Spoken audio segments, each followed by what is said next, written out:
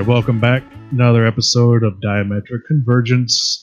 We are back after a week of hiatus. We just decided we needed a little bit of mental and physical health week, so we, took off. Decided to do that, but now we're back. Probably missed us lots, but back better than ever. Gonna be bringing you a little nice episode here we did with our friend Jack. Yeah, welcome everyone to another episode, another week. Hope you had a happy 4th of July and spent it with people you love and just safely enjoyed yourself. This week with Jack, we'll be going over how he was traveling right before COVID hit and kind of got tossed back and forth between countries until he made it back to the United States. He was on one of the flights that was kind of mandated to bring people back. So it's an interesting conversation and interesting perspective on the whole COVID experience. Yeah, it was very good. We got into a lot of different things. A lot of good conversations went on. Yeah, very good, very good stuff. We'll let you guys listen, and we'll kind of see if we can wrap up afterwards. Give you a little bit of a preview for next week. Yeah, sit back and enjoy the show. Thanks for listening. How you been, Jack? Good. How are you doing? I've been good, man. Just navigating through the world here. You staying COVID free for the most part? I'm trying. Crazy stuff going on in the That's- world, but I'm trying to stay sane and safe up here in Washington. Hey, good, man. What are you doing up in Washington? I just work up here in the summers for the National Park Service up here, building hiking trails. Oh, yeah, that's right. Yeah. How do you like that? I love it, man. It's a nice vacation every work week. I go out for 8 days at a time and spend the whole time in the backcountry. We have mule support. We get packed out and pretty much live in the woods for a week and then just cater to the trail's needs, build bridges and staircases, whatever the project is at the time. Right now we're working on this horse corral, build it out of all split cedar from the park, all dead and down material. Nice. Yeah. Nice. Yeah, that's badass. Yeah, that's pretty cool. Working outside like all the time. That's a nice gig to fall into, or work for. I guess probably didn't fall into. I'm sure it took a while to get there. Yeah, it actually did kind of. Yeah. I like that term fall in because it actually kind of is exactly what happened. I went to school for a while. Wasn't really getting anywhere with it, and this was an old passion of mine that I picked up because a friend told me about it back in high school, and I went and did a conservation crew. We go out and build trail and kind of fell in love with it and put it on the back burner, and then 2016 it kind of reintroduced itself into my life and kind of laid out right in front of me, and got back into it only with the National Park Service. Heck yeah. Quite the journey. Nice. So Brandon tells me you were overseas when all this stuff started, or you were traveling? Is that right? Yeah, so I started this business, Akashic Connections, where I go travel to other countries and get stuff of cultural or value, or just stuff I like, and started bringing it back and selling it over here. So every winter I try to find a new place to go to and take some of my government U.S. money to support other countries that aren't so fortunate. And I was in Thailand at the time, over in Asia. I had a bit of trouble traveling around. I went to Nepal and Laos, and then when I got back to Thailand, really when the virus took off, is when people started talking about it. I had a flight out of Thailand on January 27th, so towards the end of the month there. and it was starting to kick up. The news stations were starting to talk about it. When I was in Thailand, I realized I had this flight coming up out of China, and I didn't want to go through China, so I called my airline to try to get a change out for Mongolia, and they told me a crazy price. So pretty much I had to go through China. Um, Wow. so I was in China the 27th when the outbreak was happening. They were taking people's temperatures at the airport. Was kind of the first signs I actually saw of it when I first got into China. Um, I had a layover about a day, so they give you a hotel like included with the airline. I don't know, something they Yeah. do in China, I guess, but I left the At airport. least during that time, right? Yeah, yeah. I don't know what Wow. they do now, but yeah, I mean, this was before it really got too crazy. It was already crazy there. You just really don't know what's going on until you actually witness it. I mean, even with the news and the media talking about it, it still wasn't a big deal in Thailand at the time or Nepal. You know, I was able to travel around freely. As soon as I got to China and they started scanning you, that's when I realized that. So I hop on a taxi and go to the hotel they provide me, and start noticing all the buildings are boarded up with plywood. There's no one out on the streets, and I'm in a pretty big city. Wow. Yeah, it would be like walking through downtown Manhattan and there's nobody out and all the streets are boarded up. It actually looks a lot like the riots look now, the Or protests. like happened here during the main part of COVID lockdown. Yeah, or like what happened here during the protests. I mean, there was way more hype around that. I mean, just a kind of apocalyptic scene. And I'm in China, so it's kind of a scary experience to begin with. A place I've never been. Like, I don't know, everyone staring me down, and just the cultural differences. Yeah, man. And then, so you didn't come straight here from China. You went to like South America. Um, well, once I left China, I went back to Los Angeles. So I walked to the airport from my hotel. It was about a 6 mile walk, and I didn't really want to take a taxi. I probably could have. I don't know if they were running then, but when I woke up, it was pretty strange being in that place with that going on. And so I walked to the airport, and there's, yeah, like I said, no one on the street. I'm starving. I can't find anywhere to eat. I finally find a little place, and they acted like they haven't seen anyone in years. They were all so surprised I walked in there, which is strange because this is back in January. So I hop on my Right. flight. I get to LA. A plane full of about 600 mainly Asian people wearing masks. They all wear masks all the time, anyways, for air pollution. But I'm pretty sure that they were. I don't know.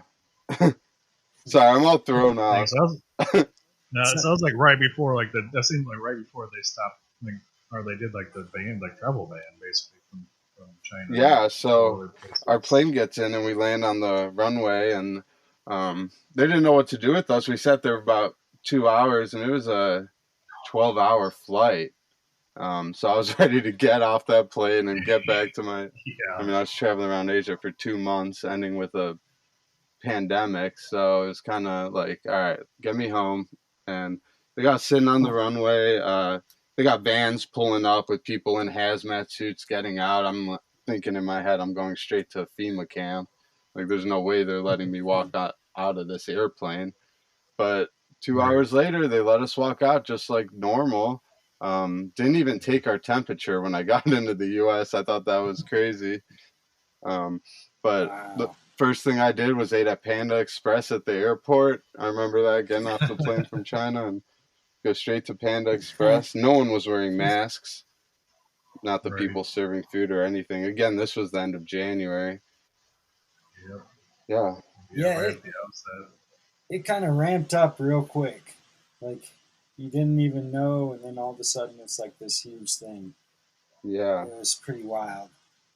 Yeah, I mean, it seems like a lot of places did know about it. I don't know why it was so hidden from the public, but I mean, in China, if China has like extreme lockdown in the end of January, you'd think that other countries would start picking up on it. But as soon as I got back to Los Angeles, I get in my car and meet a friend, and we drive down to Baja California, and there was no at the border there getting into Mexico. They didn't do any kind of temperature check or anything like that, and in the U.S., same deal.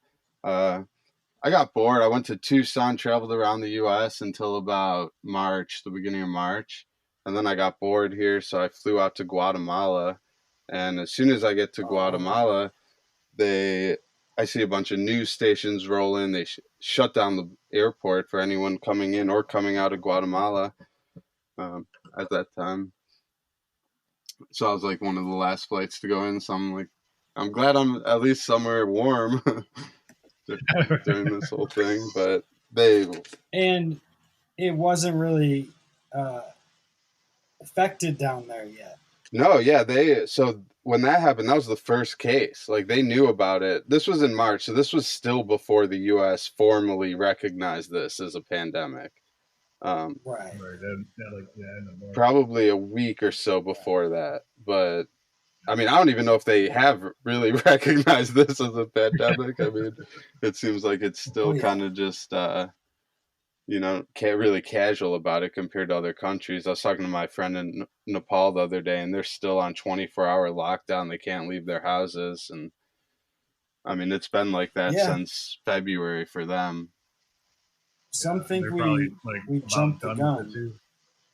What'd you say, Andrew? I'm sorry. I said they're probably about done as far as like new cases because I mean even New Zealand had not had a case for like 3 or 4 weeks now Well, because that's they like good. jumped up to it. Yeah, Like yeah, they were able to reopen their country completely. Yeah, I think some of the large like gatherings, like protests, are part of the problem. Not that people shouldn't protest, but a lot of people are yelling in people's faces and might be spreading it around just a little bit. So make sure, hopefully, they're making sure they're safe as well.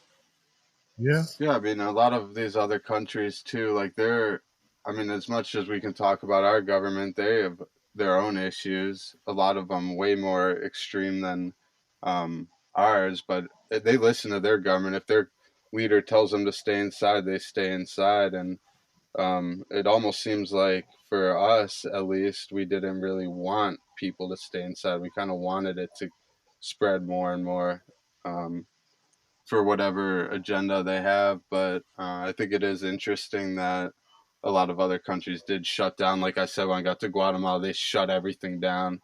Um, they had a 4 o'clock curfew in place, so you go out, do whatever you need to in the day, and then 4 o'clock, you're locked down for the rest of the night. They had It's funny, every night at about 4 o'clock they had an ambulance drive through the town. I was in this little town, San Pedro, right on Lake Atitlan. It's kind of like my vacation spot that I go to and just hang out there. And yeah, it's really nice. I love it. But they have, yeah, every night at about 4:30 they had this ambulance drive down the street, and they'd ring a huge bell. And we made the joke it was like that Monty Python uh, movie where they're like, bring out your dead, bring out your dead. yeah, But Yeah. so I mean, we were joking about it then, because I mean there were, I think at that time when I actually got to town, there were 4 confirmed cases, 1 death. And even going between town to town, village to village, they take your temperature. So they were doing a really good job. They Every night after lockdown, they'd come and spray the streets with some kind of disinfecting. I don't know. interesting. Yeah, It's so weird like the differences like how people yeah. like are responding to this. That's been kind of crazy because like there's a lot of people like just like that they're going out and disinfecting and spraying and taking it seriously. Where most of like at least in Indiana where I'm at, they just said, hey, don't go anywhere unless you have to go somewhere. It's like, do people have to go somewhere all the time? Like either shut it down or you like don't. And a lot of people didn't really take it that seriously because like at least where I work, they like disinfect and clean like really well, like 3 times a day. So I mean that's bad. That's okay. That's pretty good responsibility. It is, as far as national level and a Right. governmental response to it, it hasn't been anything really like that. Like trying to Well, just do it public service stuff. Colorado kind of stepped up for sure. I see tons of people still wearing masks, and we still don't know if it's good or not. I mean, Fauci said both ways, so um, now it's kind of just like if you don't wear one, uh, you're like the person that stands out. At least out in Colorado, here in Denver. Yeah. Well, it's like half and half here. You know, like they say, better safe than sorry, I guess. Yeah, out here, no one's really doing the whole mask thing. I mean, I understand. I try to wear masks sometimes if someone asks me to, just out of like not Yeah, being rude, yeah, respect. out of respect. But Yeah. Yeah, it is hard to breathe sometimes for me, and I can definitely tell that I'm lacking the proper oxygen that I need to function. But I mean, mm-hmm. Mm-hmm. yeah, to each their own, really. I think if you're responsible about it and keep your social distancing, I mean, I think that's the best way to do it. When I was in the national park where I work, there's no regulation because it's federally operated. So kind of when POTUS left the option up to the governors to make their regulations, the governor of Washington kind of made his recommendations, but since I work on national land, there's no federally recognized approach to this. So it's all just recommendations. Um, last week I Yeah, was working at the Hoh Rainforest, which sees, oh man, I don't even know how many visitors they see, but I know that I counted and there were 300 people camping, uh, around 300 people camping every night, in and out, like from all over different states and even different countries. People come all over the world to see it. And then probably 300 to 700 people, I imagine, each day just coming up for day use to use the trail. There were 3 bathrooms, one at each campsite, 3 camp loops, one bathroom, everyone shared it, and then one visitor center bathroom for all the day hikers. And it's like, man, this is unbelievable. Everything's back up and running like normal. And I think it's one of those things, looking back at it, yeah, it's a dumb decision, but at the time it's like, how are you going to convince that to a bunch of people that just want to go out? Like, and some people say it's good for you to go out. Like there's been many studies saying vitamin D is great. D3 especially is great for you, which we get from sunlight. So um, maybe that's helping people. Uh, yeah, it's going to take, I guess, you know, a few years to see what was really good and what wasn't. I think. Yeah, that's the whole thing. Like nobody knows. It's so new. Right. Like it's hard. You're getting a lot of reason to get a lot of competing information is one. That's kind of just how science works. Like you ask a question, then you have to do experiments and find out if that works. If it Sure. doesn't, then you got to like go back and say, oh no, that's not. That's just what we thought. It turns out it's Yeah. not that way. Here's what we think now, or like that's the whole peer review process is for. So I Yeah, we mean, yeah, need it. it's like a lot of Yeah. competing evidence, but they're just trying their do their best to get, because people like what they want is information as quickly as possible, especially when it's something that can spread like this. Like people, they try to get the information out there quickly. Absolutely. Yeah.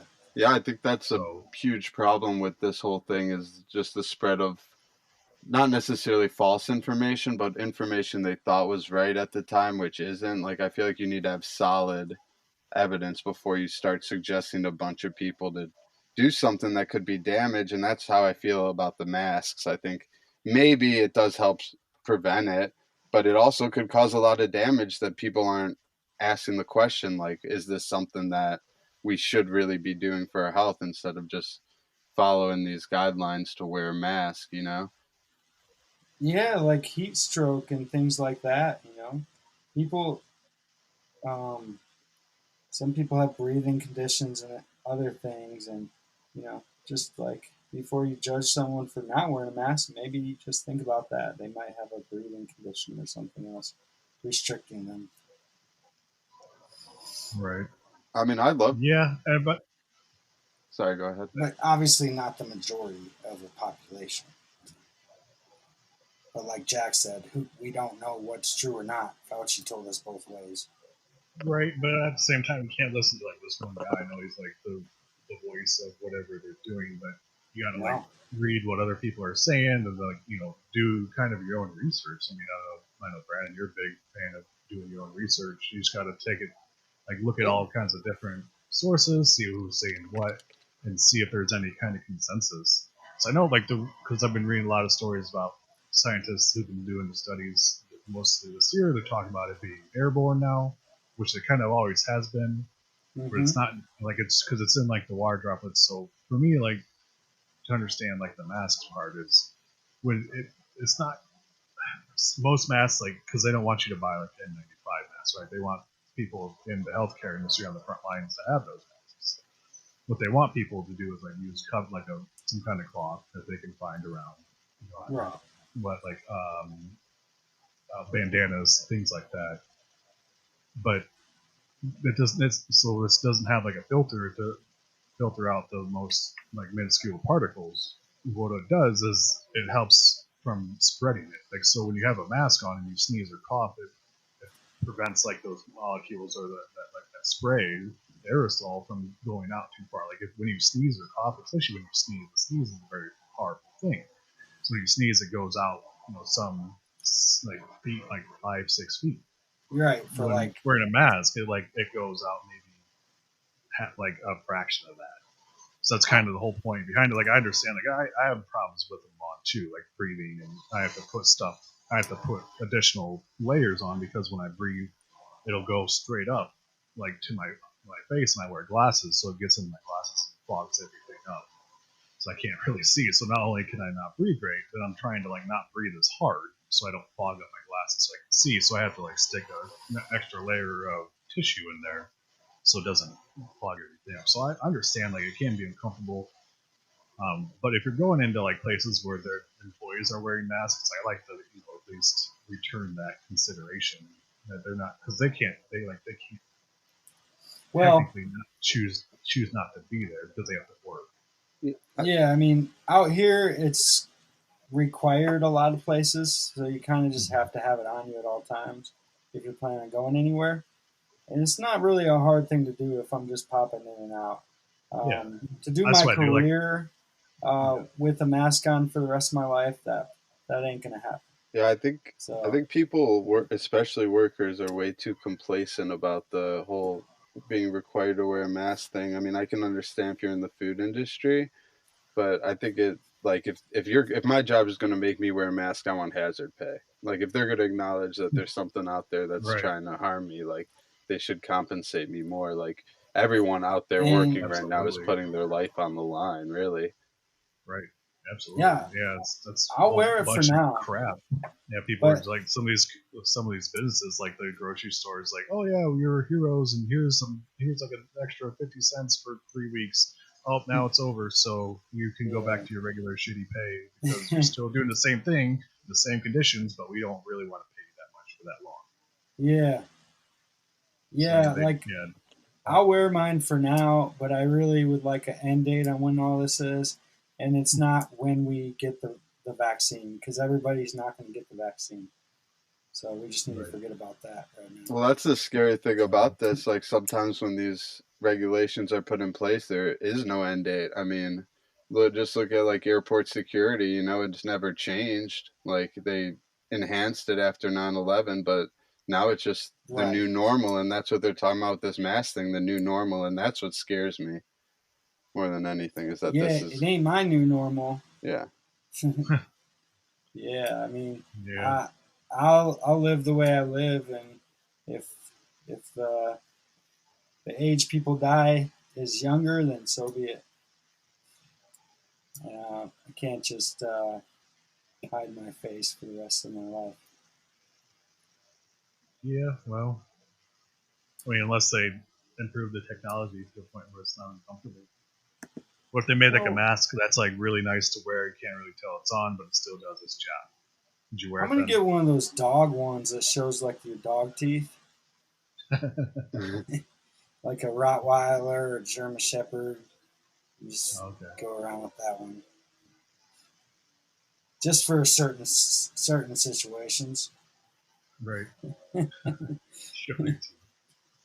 like Well, yeah, because I paying. know like one of the big issues too that I've talked with one of my friends who is deaf. Like that's like causing a massive problem. People wearing face masks for deaf people. Like they rely on facial expressions, and a That's lot of them right. rely on lip reading. Yeah. So that's, I mean, that's how do you know manage that? So that's been kind of a big issue with that whole community, from what I have learned, Wow. a little bit, is that there are people trying to develop like these masks that have like the clear thing in there, but at what point does it stop becoming functional? So Yeah. Yeah. it's definitely like it's a very new thing because like Jack said, like in Asia, like China especially, and I'm sure parts of India, like they wear them, they're used to wearing it because, but there's that's due to the pollution. So it's kind of something they've adapted to. Well, it's also But due it's to like, like communism, isn't it? I mean, correct me if I'm No, wrong. it's really bad. I mean, India, Nepal, China, Okay. like you notice that you're in the middle of a city, you can't even see the top of the buildings because of the pollution. Okay. It's yeah, like so many people Okay. on the road, big trucks everywhere. Like it's yeah, I mean, it would be yeah, like Okay. it's I factories, especially China with all the factories. yeah, and it's Okay. not Makes required to sense. wear a Makes sense. mask. Like I walked around everywhere without one. I didn't wear one, but you could definitely tell like when you in the city, it's there's bad there. Yeah, Yeah. some Looking places back. in like India, they say it's like being out there is like smoking so much cigarette or so many cigarettes in a day, just Jeez. breathing the air, Wow. just with all the traffic and all like all that pollution. So I mean, people do it just to filter all that stuff out so they don't breathe it constantly. And it's definitely not compulsory, but people prefer it. So that's what I'm saying. Like it's a real new thing for America. Like it's the only things that people have seen like on TV and like in movies. Like Yeah. it's not something we ever thought could be a reality for us. So I think Right. that's why there. I feel like And there's we a lot of create our own. hesitancy there. Sorry. You Go ahead. said that's why what? A lot of hesitancy for people to kind of adopt something, even for like a short term. Yeah. Well, I just feel like we create our own realities. So you know Yeah, for that sure. goes way deep into it. But you know, um, Yeah, I we could have if we all believe. If we all come to a consensus on a lot of things, the world could change in a much different way than just everyone wearing masks. We need to all come together on other points, like we do on the mask kind of. I think if the majority or whoever's following the mask and trying to do the right thing for everyone, if they all came together and stood up for a great cause like they're doing for the mask, um, there could be a lot of change. But half the people don't even know, like you said, the science behind what's actually going on. Mm-hmm. Are we trapping the carbon monoxide in us, and are we not getting the right air exchange? Um, I've heard that that's true. And then I've heard, like you said, that we're not getting other people sick by sneezing or coughing on them. So that's a plus. But all my life, I've been taught to cough like on my shirt or to keep that protected. So it's really nothing new. It's just coughing on my mask, and now it's shooting on my face as I cough on my mask. yeah, Right? I mean, there's a lot about the mask that's just kind of. I mean, we could go back and forth all day about it. There's stuff people saying like when you sneeze and stuff, you touch your mask, and touching it, you're actually touching Right. your face a lot more than you would. And I mean, it's going to spread either way. But I don't know. There's also a lot of things on the other side. I just heard my buddy talking the other day about this article. I don't know the source or anything, but he said his friend went in for um, corona test, and they sent him the letter in the mail saying he was positive, but he actually didn't go in. He just scheduled it, and Wow. then he was like not feeling well still, so he just missed his appointment, and they still sent him a letter saying he was positive when he never actually got Wow. tested. That's weird. Probably have to Yeah, it's look into it a interesting. little more.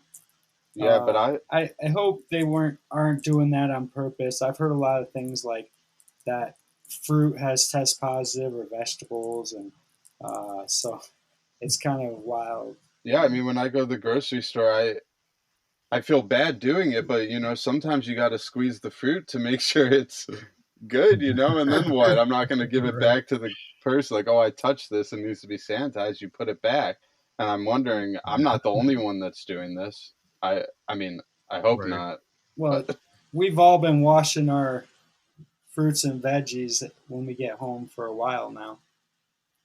That's why. yeah, I One of the reasons. I guess I should start watching my fruits and Yeah, vegetables.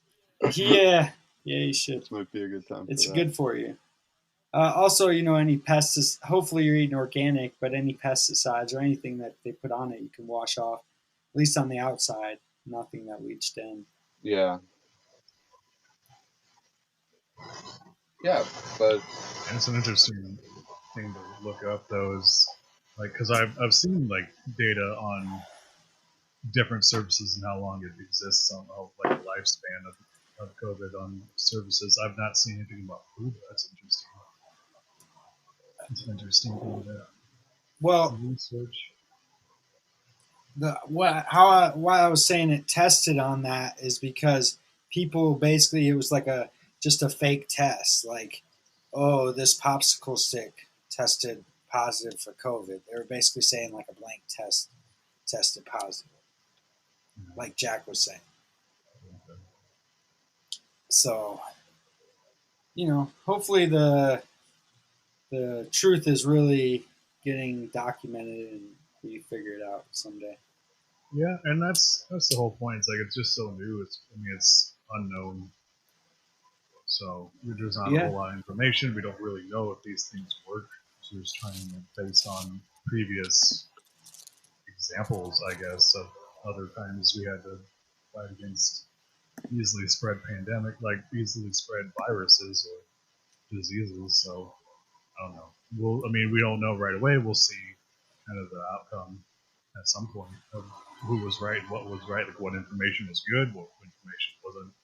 yeah, So true. just I don't know, just be clean, I guess. In the meantime, I don't know what else to do. yeah, I mean, Yeah, you got to do your I have best. a feeling once this election is over, a lot of these big issues will kind of dimmer down and not be an issue anymore. It seems like there's always something that comes up around that time. Looking at the Yeah, dates of Yeah, not wrong there. some of the viruses, and yeah, you're not a lot wrong. of them seem to be fall right around the time of an election. So Yeah, and everything fluctuates with the stock market and gas prices and everything. yeah, Uh, but Hopefully, there's light from the end of the tunnel. Hopefully, we're Yeah, this got to know your history. 'Cause they did a lot of this stuff during the Spanish flu. You might have seen like old pictures of barbers having their masks on, giving people haircuts back in the early parts of the 20th century. So this is not exactly brand new ground. Just the disease is unknown for the most part. So we've right. dealt with this stuff before. Just how's it going to end up this time? Because hardly anybody who lived through that now or back then is alive today. It's hard to be for sure. Yeah, I mean, back then they had some strange medicine as well. So Yeah, you can't. It's hard to compare. You know, if we're wearing the same mask as they were back then I think our information is a little outdated. they right. also And update Maybe. that technology. they used to. Same bandanas you see in the old day pictures. I mean, they used to treat you like a patient too. Like, I mean, you'd have house visits, and if you were sick, then the doctor wouldn't get paid. He'd only get paid if you were well. That's where like the whole term wellness, like they're trying to keep you well, but hospitals aren't about wellness. They're just about profit. So I think as long as until they figure out a way they can profit off this, I don't think we'll have the proper medicine available to us, anyways. Yeah, and I just learned like they're all individually owned. I thought they were Hospitals. like owned. Yeah, I thought they were owned by Mm-hmm. like the government, but they're No, individual, and that's yeah. very strange to me. What's even Um, stranger, a lot of them are like religiously affiliated. oh yeah, Very Yeah, strange. I never really made that Uh, connection, but there are, I'd say the they are. majority of You're right. hospitals have some religious and even Yeah, name in the title of it. Yeah. that's a good point, Andrew. Yeah, like Lutheran, for example. We have Yeah. like St. Joe um, Mm-hmm. here. That's all under Lutheran. Um, but we also have Parkview, which is supposedly a nonprofit organization. Hmm. It's I probably didn't one of know the that. better. Yeah, it's Hmm. it's a nonprofit. Some of them are, but it still doesn't make it any cheaper. Just some people are able to get like expense-free healthcare if they meet certain criteria, which is not everybody. So it's not Well, perfect, but yeah. it's different than it's not supposed to be profit driven, but yet there are people who are like the CEOs and people on the board who make lots of money doing their job for this, these Yeah, hospitals. there's financial people that are making money trying to maximize their profits. So, Exactly. like, this kind of goes into like more people were uh, sick with COVID because the hospitals can make more money. They thought it was a win-win, but now it's skewing the numbers so bad, and we really don't know what's up or down as far as who had it, who didn't. Honestly, though, I like on another note, I like Canada's system. Like a lot of people say, well, it doesn't do everything, and if you need big stuff done, then Canada's not the place to go to. Well, the big stuff is all these things that we don't even know that works here. It's just half of it is experimental stuff that they'll only let be done here, or there's only a certain amount of doctors that do it. But at least Canada takes care of the roots. At least they take care of the regular things that most people need, and some people neglect, and then it becomes worse. Well, So Yeah, a lot of I that do. argument though is based on like elective stuff. Like if you have something that's elective, not life threatening, then yeah, you're probably gonna wait a while. But if it's life threatening, like cancer, like if Hmm. you're in the ER, like they don't make you wait.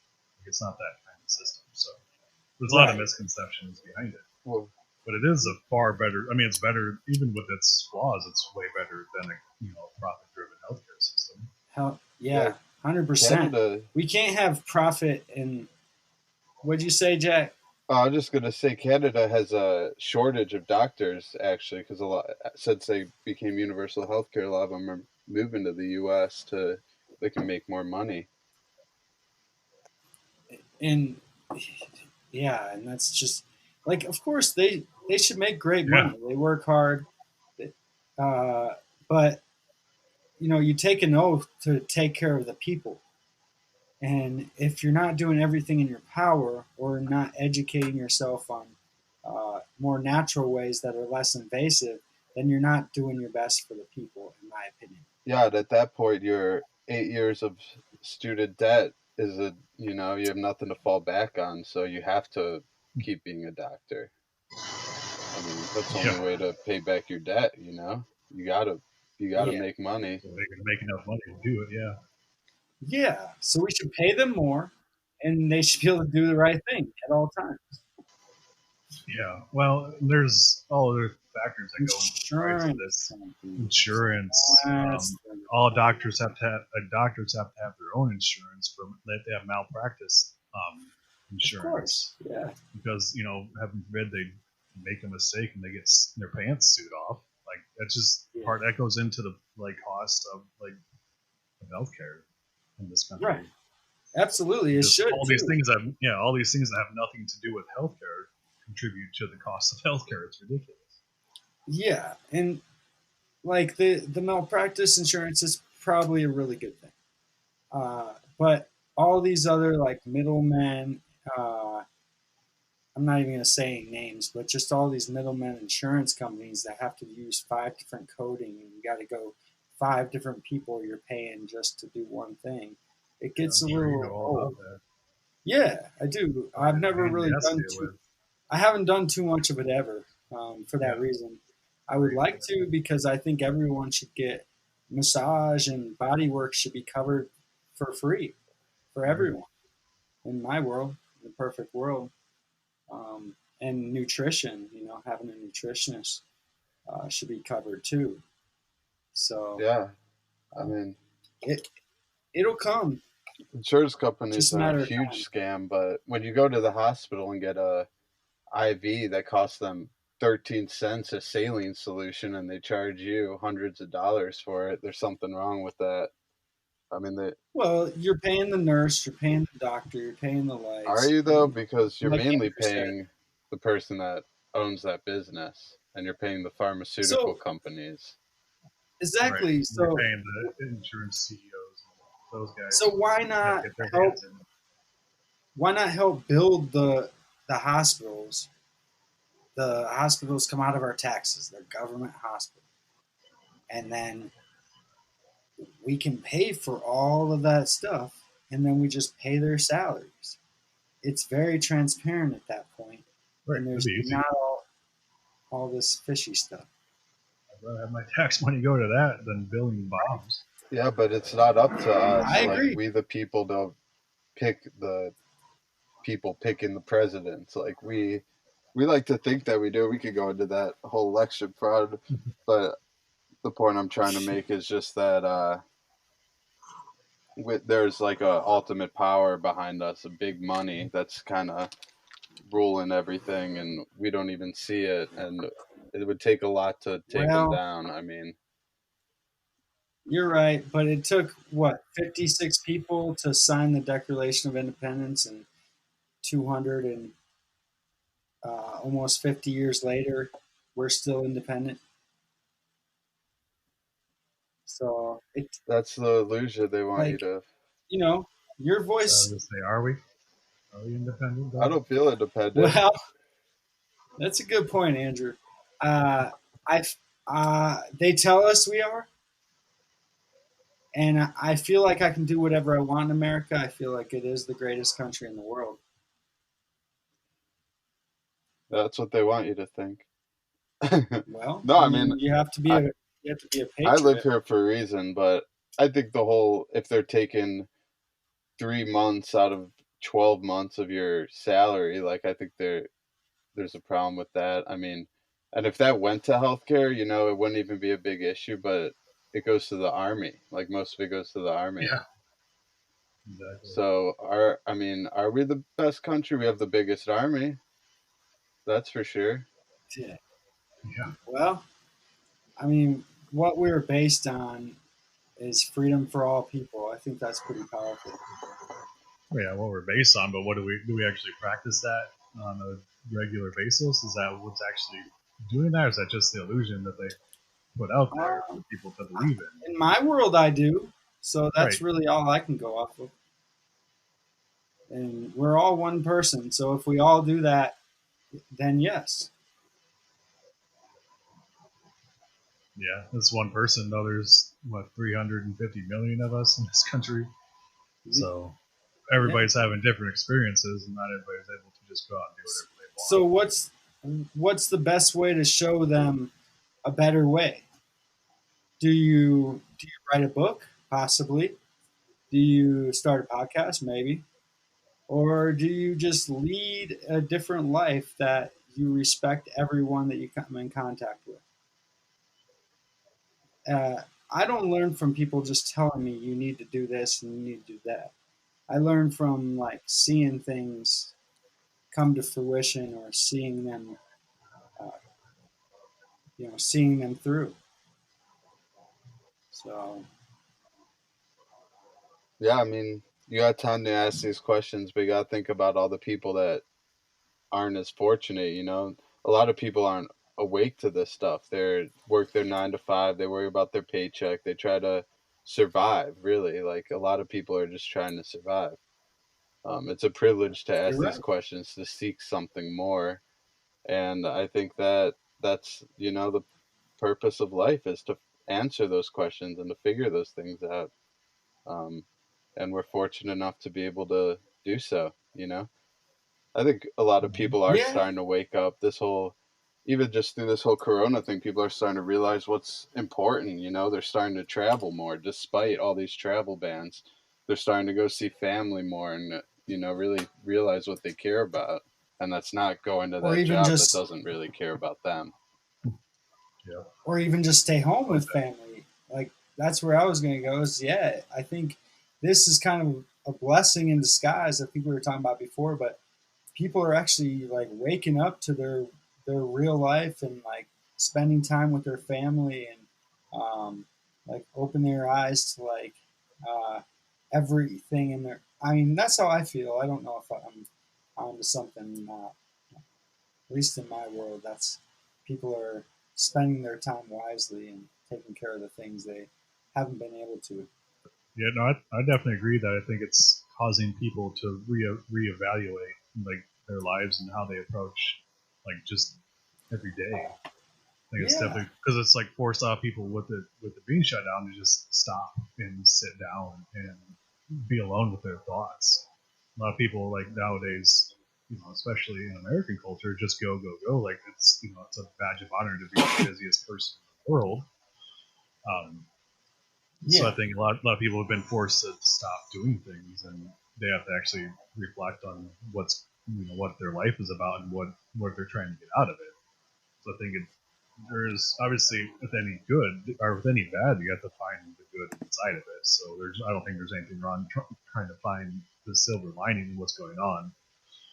I yeah, think that's a probably everybody should do that anyway. yeah. Reflect, like I've said a few times, just look at what's important. Like, is Hmm. everything you were doing, like, because a lot of people were just running through, like I think Jack said, like just their 9 to 5, just not paying much attention to anything else going on. Like it's just this is what I do every day, and I'm not going to think too much else of it.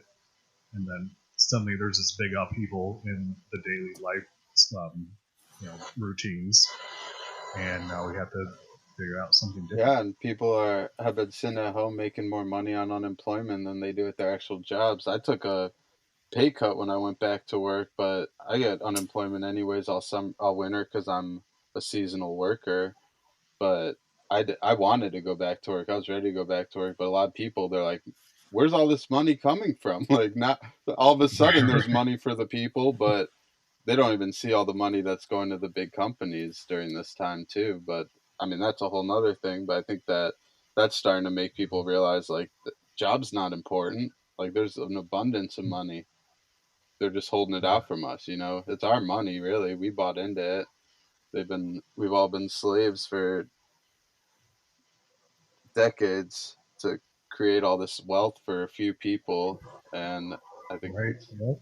about time we get that back. That's our insurance. Right. Like, what does it say about like people? Like, that's why I was getting mad at people complaining about others not going back to work because they're making more money. It's like, well, then what does that say about the people they work for who aren't going to pay them the money they need to survive? Like, why would you want to go back to some job you have to scrape by when you can just get that money that you're probably owed anyway, and actually make a decent living, like be able to put the food on your table and pay your rent because you get that extra money. Like, I don't. It's not about the people who are getting the money. It's about the people who aren't giving them the money that they need. Why are we against each other in this? We shouldn't be fighting each other about this. Yeah. I think if you asked Yeah, 90% of people if their boss cared about them, they'd probably say no. Yeah. Yep. I just say if you have a little extra, share the wealth. Yep. It's always good to pass it around so everybody's chilling and good.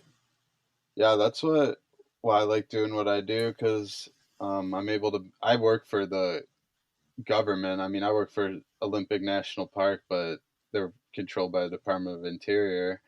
My paycheck comes from the government, but it's kind of symbolic for me taking that government paycheck and taking it over to another country and giving it to them. And man, it lasts them so much longer. Like they're just trying to survive. Like that's how they live, off tourism.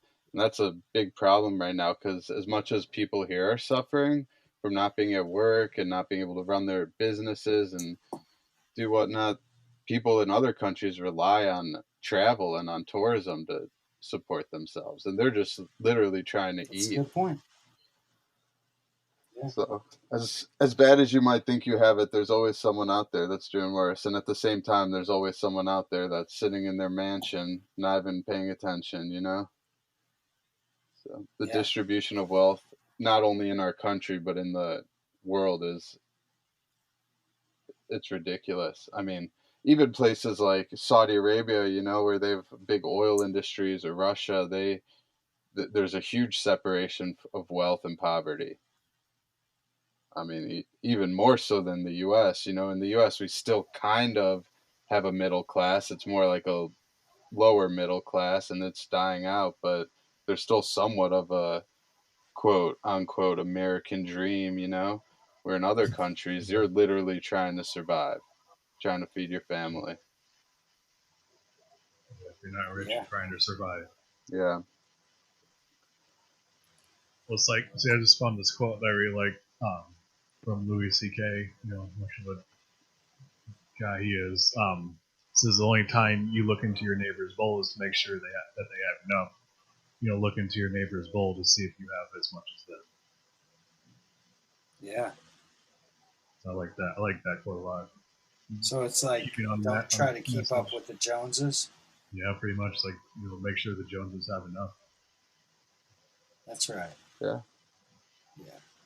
It's a good one. So I always like thinking like that. That's always a nice way to think. Just don't worry about people doing better than you or you doing better than people. Like make sure that they're doing just as good as you are. Like you want to see people do good. Like I don't. That's my whole thing. Is like I think we'd be a lot better off if we just wanted to see everybody else do well. Like and not want Yeah. to see other people fail or do bad or like not get what they want. Like I feel like we should just be more like supporting each other. So Yeah, I like that. Yeah. We're all one tribe. It's all this jealousy yeah, and ego. But that's the thing. Like we've talked about ayahuasca before, and that's a really good way to remove the ego. And so yeah. it's a it's a powerful thing. Yeah, Maybe maybe we that's why should just it's spike the reaching. country's water supply with some ayahuasca. Huh?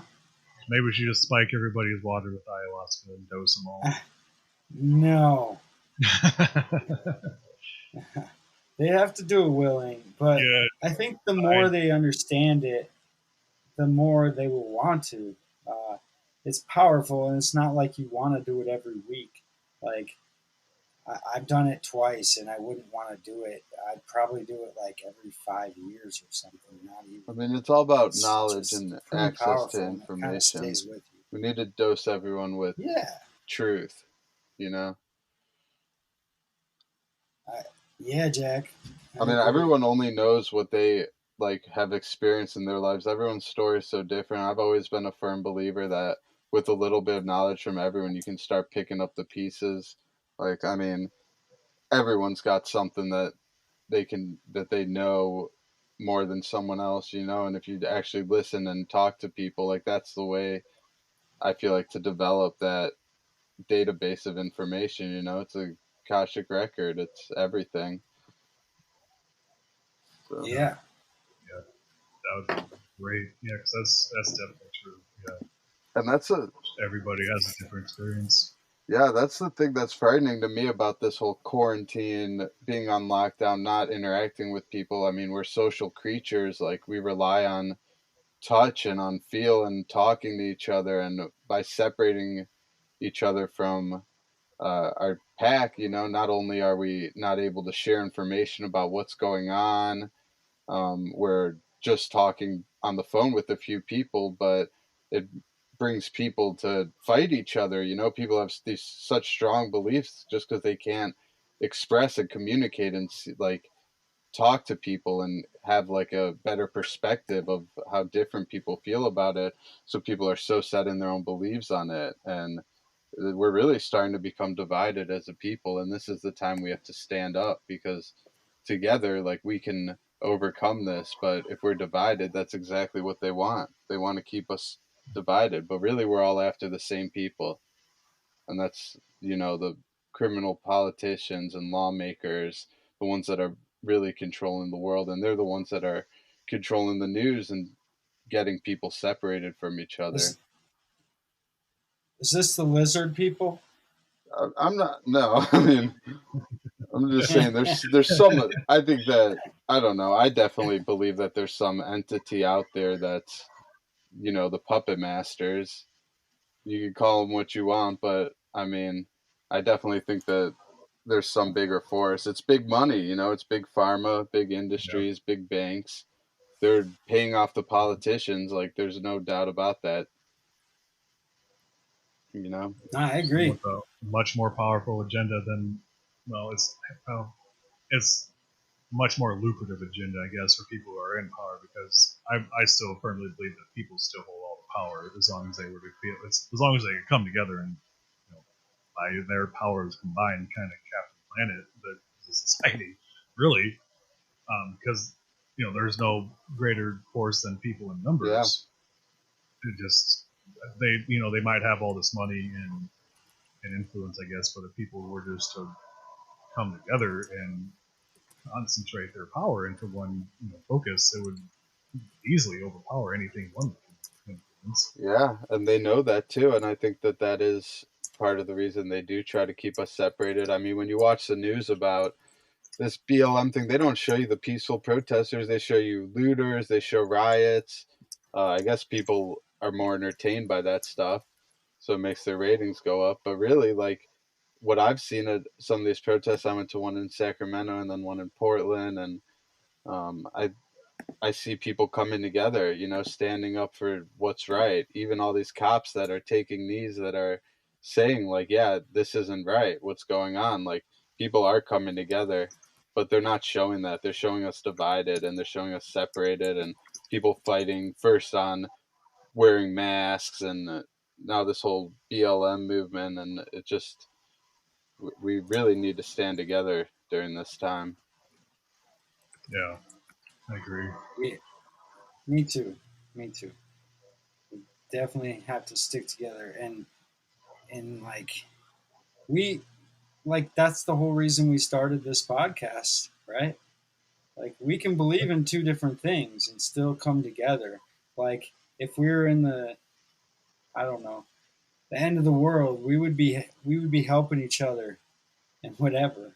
Uh, so and I feel like I would be helping anybody that kind of looks me in the eyes and doesn't do me wrong. Yeah, I don't know if either of you have been to a Home Depot in the past 3 months, but all I see Yeah. is people buying stuff to build gardens. Like, that's all anyone's doing is building patios and gardens and really Hmm. spending time. And I mean, I don't know, it's really good to do stuff productive like that, but also it just shows that people are realizing, like, we got to be more sustainable. Like, we got to live for Yeah, ourselves. We can't trust, like, these companies anymore to feed us, I mean, Yeah. I've kind of, Yeah. yeah, Especially when the shelves were empty, people realized like I'm smart enough to grow food. I'll do it. And then tons of people started. If they didn't know how, they looked it up and figured it out. my brother started their own garden. They have a big old garden Right in their on. backyard now. What all they growing? Oh, everything. There's Like like squash, green beans. I mean, there's all nice. kinds of herbs. What else? I mean, pumpkins. I mean, zucchini, tomato, peas. I can't name it all, but it's a lot of stuff. There's like just a little bit of everything. Not a great amount of one thing. I think they have something else, some kind of Yeah. growing too. But it's impressive. Like they blocked off an entire like section of their backyard, and it looks really good. I mean, it's all plotted out. They did a lot of it, they did all of it themselves. So they went and bought like just cheap like things you can find at Home Depot or Lowe's, and Yeah. just put everything up themselves, and it looks really good. So yeah, plenty of people doing that. Yeah, and it's kind of a meditative thing to like tend to a garden. I Yeah, haven't get done your like hands in the farming. soil and all that stuff. Yeah, it really is. Yeah, I'd like to have my own farm someday and just grow whatever I need and then trade for whatever else they can't grow.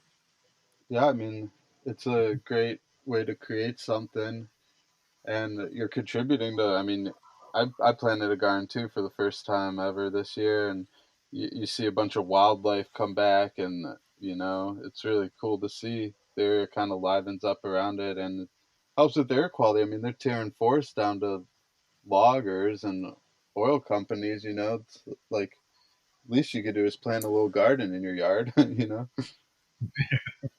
Yeah, It if they let you.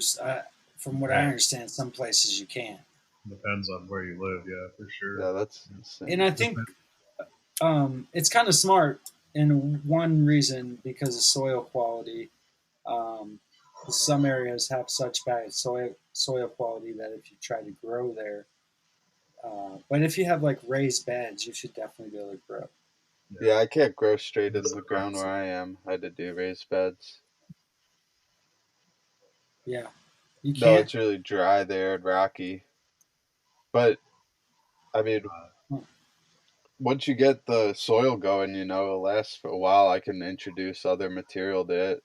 I'll have a compost and mix it all together and Yeah, kind of take care of it, and it'll spread. I can mix a little bit of dirt from the land on it, but it's all rocky, sand, gravelly stuff. Up here in Washington, it's really fertile. You could throw a apple on the ground and there'll be a tree growing there. But down in California is where I put the makes farm sense. at. Makes sense. I think Colorado is much like where you're talking Yeah, about. Colorado's really high and dry also. Indiana's definitely more Hmm. fertile. I'm from Ohio Yeah, originally, and once I left, that's something I really craved is just that soil. You don't really realize it until you miss it. And Colorado and the has a lot of, the so the abundance of trees, yeah, of different types of trees and different color trees. yeah. Colorado's got Pretty what, cool. the aspen and the beetle kill pine. Yeah, right. And then you go like back where we're from, and there's maple and every other one. Hundreds. Um, Oaks, yeah, hardwoods. Yeah, that yeah, was weird when we moved out to Arizona. Like, one thing I really missed was just the abundance of trees and just green. But it's weird because yeah, since I came back from Arizona, like I miss like the mountains and the desert and all that stuff I used to do. So it's kind of a weird thing. But I mean, I definitely I kind of I have pretty bad allergies when it comes to trees and like grass pollens and all that stuff. So when I was out in Arizona, I never dealt with any of my allergies. Back here, I have them under control for the most part, so it's kind of inconvenient. But just being around that kind of that green scenery has always been nice.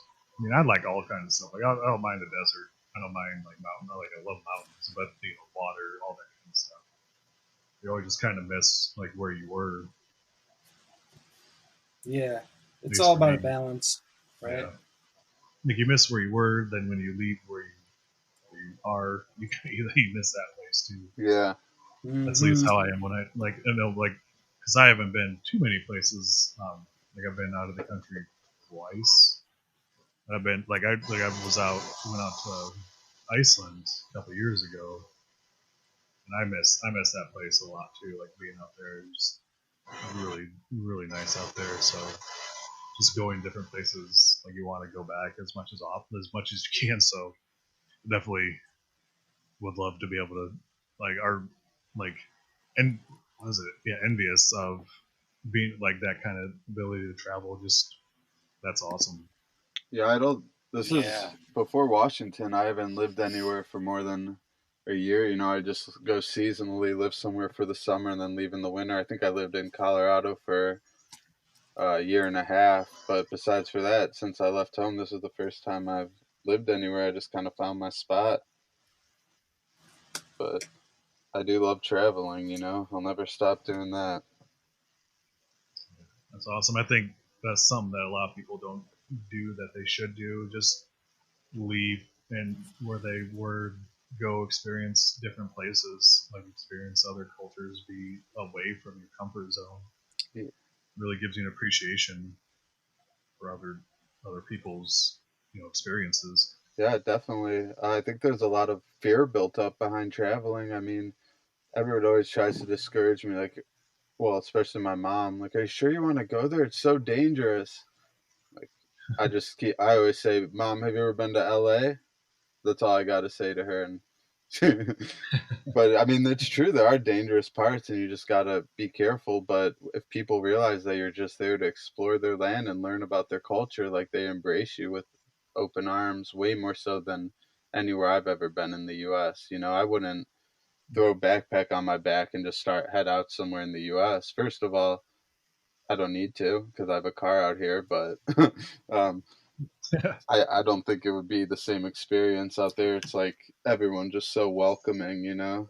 They're just glad to have you, really. Yeah, And that's why Anthony Bourdain's one of my heroes. yeah, that's Watching what he did. that's super inspiring. His shows, he goes around and talks to different people. I always watch Vice shows, but he often travels to other countries too. But you really just don't know until you get there, and everyone always has their own experiences. But I just kind of let my path just laid out itself out for me. You know, I don't go with any plans. When I went out to Thailand, I the idea of going to Nepal was in my mind, but I was just like get to Thailand and I'll see what happened. I ended up getting to Bangkok and it was way too crazy for me. I just I was not into it. Really bad energy and just I had to leave, so I stayed there for just a couple days before I went to Nepal, and then eventually mellowed out and was like, all right, I'll go back to Thailand and just not to Bangkok again. But there's a lot of really beautiful land out there that you just gotta find, you know. Yeah.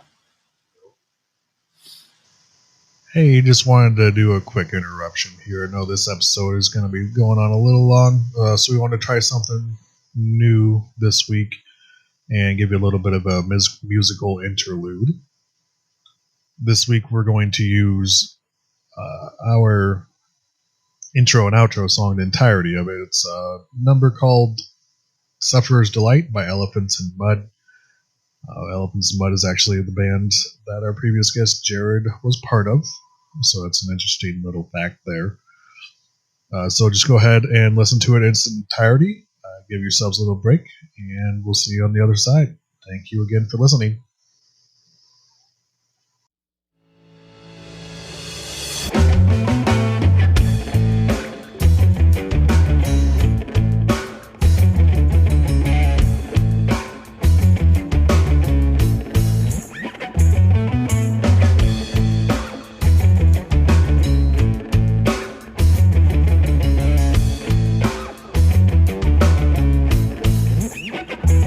It's like suits traveling far and wide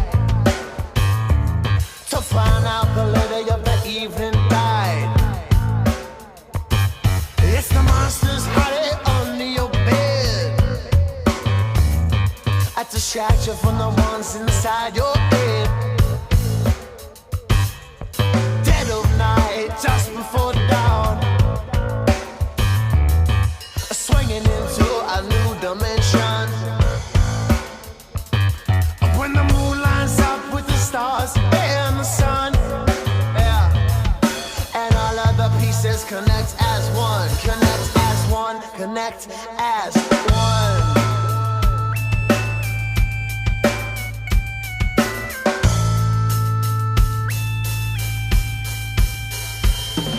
Slap some sense into my face, blasting a hole through time and space. I can't let my madness go to waste. So turn down the lights and turn up the bass. Killing 1 million birds at one stone. I jump straight out of my skin and bones. I pray when I die I'm wearing my headphones. When the angels come to carry me home, to carry me home, to carry me home.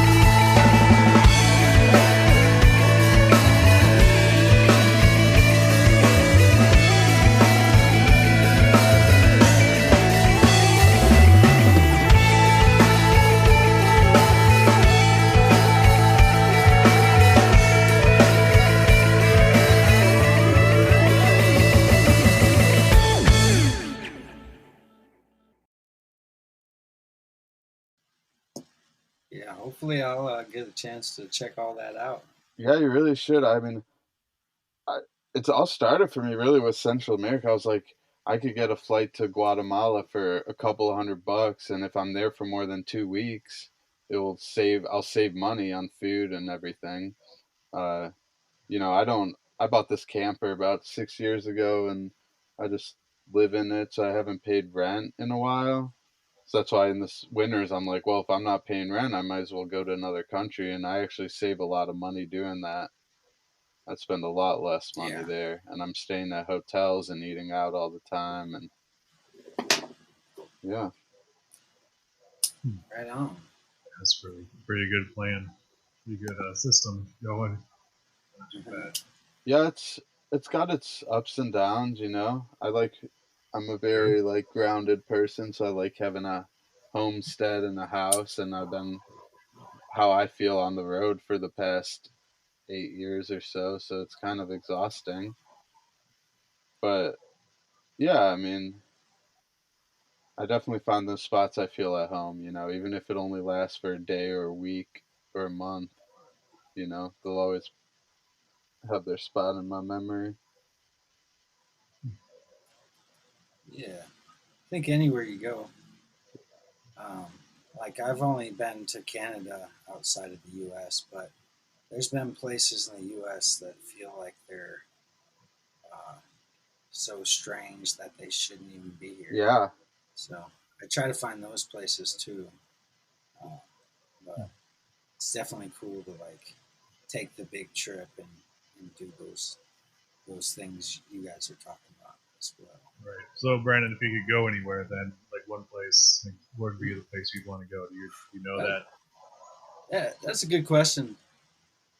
Uh, So I always wondered that about you. We don't really ever talk about traveling too much. no, I I'm curious about that with you. If you wanted to like well, go to a different country, I would like to go to Alaska, which is not a different country. right? Um, Okay. to answer a different country, it's probably going to be like the rainforest or definitely Europe to check out my roots or wherever I'm from. I haven't done any DNA tests, but I feel I'm German. I did. Did I tell you that? Oh no, what We is did your? we did the ancestry. I'm still waiting on the results, so Oh, okay, you haven't got. I'll reveal them on the show when I Oh, get them back. cool, And it should be any time though. Now it's like probably by the end of the month. It takes like 6 to 8 weeks, and I got it in at the beginning of June. So nice. I'm very curious to see what comes back. Right on, man. Yeah, me too. Yeah, we'll stay tuned for that. Yeah, maybe Uh, visit some of the motherlands. yeah, yeah. How about you? Me? Yeah, Well, Japan probably for yeah, whatever reason, just a lot to do with their food and like how they just the stuff that goes on over there. I don't know, like and definitely the scenery, just the history of their cultures, been really interesting to me. I might be going there too in a couple years, so hopefully I can realize that dream. That's on top of my list. So yeah. That sounds yeah, dope. Japan would be amazing. yeah, I just with all like I don't know, like like I'm a huge fan of the food, and then just some of this, like I said, some of the things that go on there, just again from watching. I've only really seen like when Anthony Bourdain's gone. He's been there. He's done a couple of shows on it. Just some of the stuff he does or has done on there just seemed like it was like a lot of fun. Ah, So just I don't know, like just their culture seems like it'd be a good thing to experience. I don't know how big I am on going like super far away to places. I'll have to revisit that another time. Yeah, But I don't know. right now, I want to stick to like trying to visit Alaska and Hawaii. That would be really fun. Okay. Well, I guess if it makes you feel better, where I work, we technically consider that international Oh, because it really? has to cross because you have to cross over a body of water. Where do you There you work, go. Andrew? I work for a company called Teleperformance. It's like a outsourcing company. They have a bunch of call centers basically in the United States. And I am a trainer for them, so I train new hires. You train the people Oh, that wake me up at 6 in the morning trying to collect my No, student loan. not them. No, we don't. We don't have any of them in our. Okay. Yeah, he's actually on that phone now. Yeah, I can't actually tell you who we do work for, but it's not one of them. I can tell you who I don't work for. It's not them. So we're not the ones waking you up in the morning. No, they help people a lot. That's a different That's company. good. Yeah, a lot of ours that I deal with, it's a lot of helpful stuff like helping people. A lot of it's inbound actually. They're calling us. Okay. Yeah, so we're not dealing with that. Yeah, I think most of those people are international anyways. Yeah, it's actually funny because we do have locations in Guatemala. They shut down for a little bit during like when they first started doing that. Yeah, I mean, Guatemala, I've been trying to go back ever since I left. It was kind of one of those things. I was like, so there were no flights out. I stayed for 3 weeks. All my flights got canceled. And then finally they sent me an email like government charter flight back. And I didn't take it. And then they sent me another email like, this is your last chance. And I was like, ah, man, all right, I guess I'll go back because I had to start work at some point. I didn't know when it was going to be, but I was like, I might never be able to leave. And I was like, all right, well, I can get a piece of land out here. Like, this is what went through my head. Like, well, I guess I'm Guatemalan now. But nope, I decided to come back, got the government flight, and made it to work. But their airports still aren't open to this day because I've been looking at trying to go back there. Like they still haven't let anyone in or out. So I don't know how many cases there are now, but I'm sure it's under a couple hundred, And they yeah, I don't know why the call center would have been affected though. I don't know. I have no idea, but I know there's a slight chance that I could probably be sent down there because being the trainer for the department I work in, like I'm the only one who does it. So there's people who need training. Doing it long distance isn't always the best, and they've sent people down there before to do training on site. So Nice. there's a possibility. We'll see. I don't know if it'll ever happen. Yeah, that would be nice. I'd jump on that chance. Yes. Yeah, it's not. I would too. I wouldn't mind. I have my passport ready. So Yeah. Yeah, I think I would go for good things. Before now even. yeah. Yeah, no, it's really amazing. It's one of my favorite countries that I've experienced. Um, but yeah, I think now's a good time if you said you do have your passport, but if you don't, I think whether you plan on traveling or not, now's a really good time to try to get it because here in the future, I don't know how easy it is going to be to get, and it's one of those things. Half the times Right. I travel, it's spontaneous. It's not like a premeditated trip. Sometimes you just get the urge to do stuff, and if you have the option to, it really opens up that for you. Yeah. For And you sure. could find cheap flights. I mean, I've never paid more than $250 round trip to Guatemala and back. Are they opening up? Are they open up like international travel? Well, I don't know that. It depends on where you're Yeah, I going. think a lot of it's still open. I think it's closed to A lot Europe. of it's open, but yeah, there's a lot of countries that aren't letting Americans in because Mm-hmm. of how widespread how widespread it's gotten here. They're like, you It's guys still weird right Yeah. now. Oh yeah, you guys just Yeah. stay out. yeah. I think most other countries. I mean, I think the U.S. is letting in most people, but I think going to Right. other countries, they're not really letting in Americans. I mean, Mexico is. When I was in Guatemala, the other option when I thought I couldn't get a flight back was you can take a bus over to Mexico and fly out of Mexico. But I was like, that's a whole Hmm. a whole nother thing. Wow. So I'm sure there's ways around it for people that really need to travel, but I don't think it's a good time I wouldn't want to travel anywhere now. Like it just No. wouldn't be the same. You wouldn't be able to experience the same thing you would if everything was open. Right. Unless you go to Well, New Zealand. Yeah. It's like Or the one maybe, place. That's like the only place open right now in the world. These really? islands all open.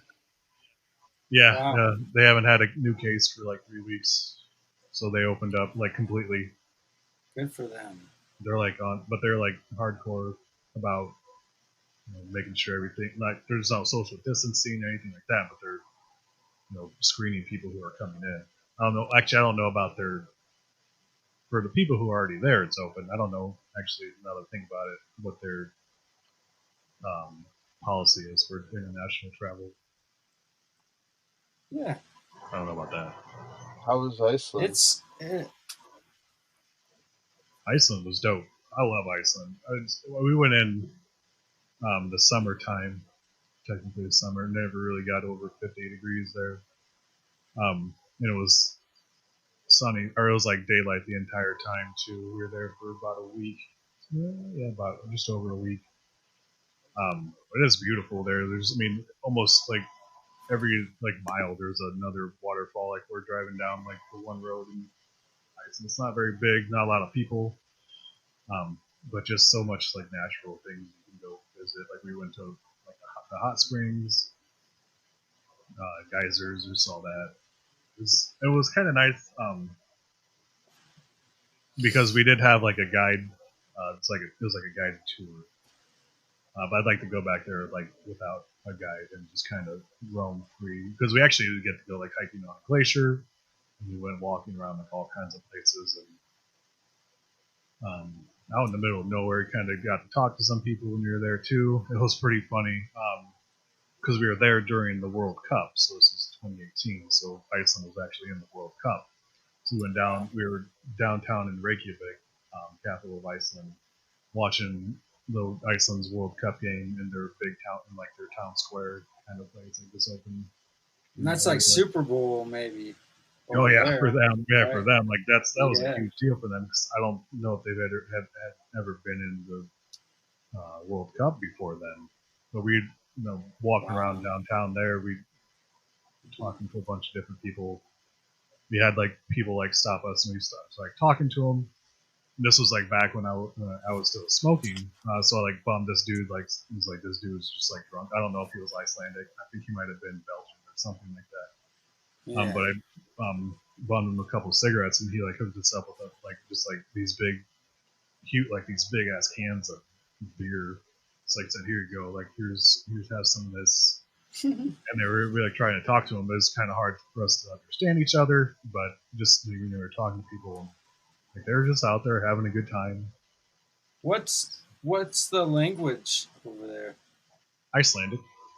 Oh, really? Yep. Never heard. Yeah, but it's kind of. I mean, there's similarities between like Icelandic, Norwegian, and Swedish. Like those like Nordic languages, Cool. Scandinavian languages, I guess you'd call them. Like but there's differences. So they have like their own language. Yeah. So do they break off from But Europe? it's no, they're still. No, there's. I think they're in the EU. I'm pretty sure they're part of the EU. Okay.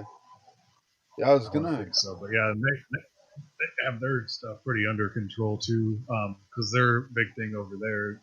A lot of the initial reports were like what's going on with COVID were coming out of Iceland because their whole thing at the outset was just test everybody. I mean, their the entire population of that island is the same as Fort Wayne, like just maybe a little bit more, but like 300, 400,000 people.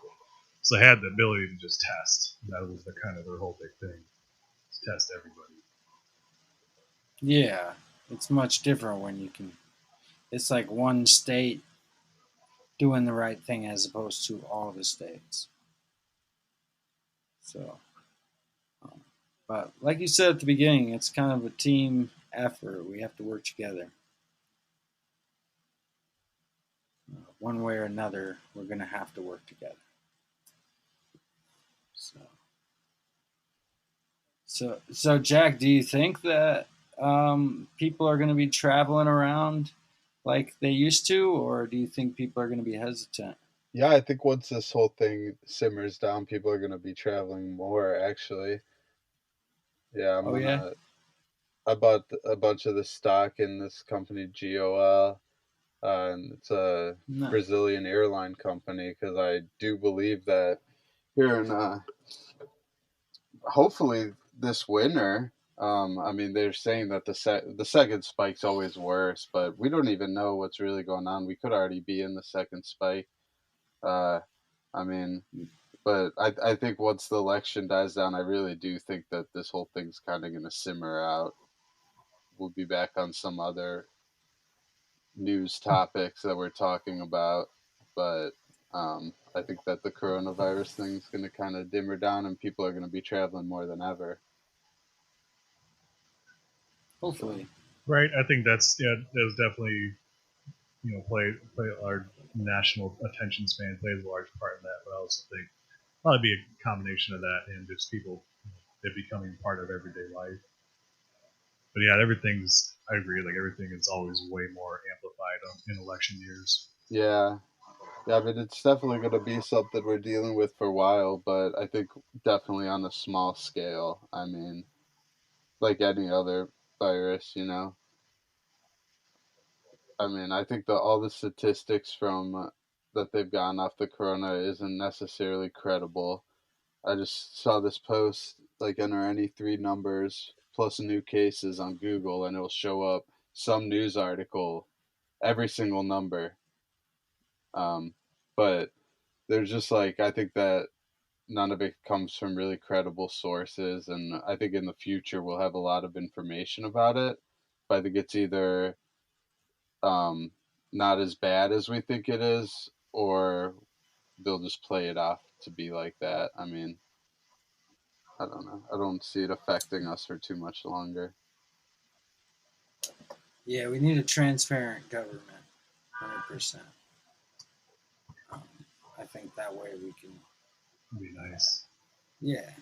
Yeah, it's kind of crazy You. to me. I mean, we helped fund the World Health Organization, but besides that, there's no branch of the government that's actually looking out for these kind of things. You know, it's kind of unbelievable that we're relying on outsourcing to some World Health Organization run by leaders in other countries when we have so many doctors and medicine here. We should be doing this research, and there should be some national, Yeah.